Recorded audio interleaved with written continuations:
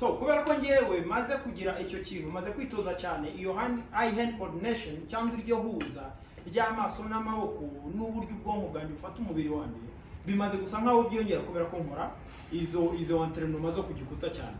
So iyo umaze kwitoza ibyo byose, hari izindi entraînement za volley ariko ukina n'urukuta mu buryo buri direct. So inga nze mbikore murebe.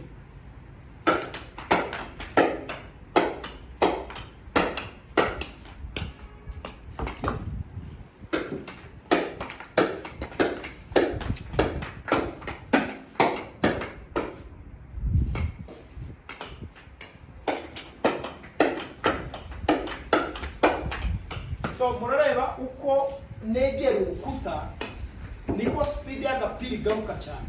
So nanjye ndacyari kwiga icyo indi high coordination iri hejuru, niyo mpamvu buri wese tugomba gukomeza kwitoza.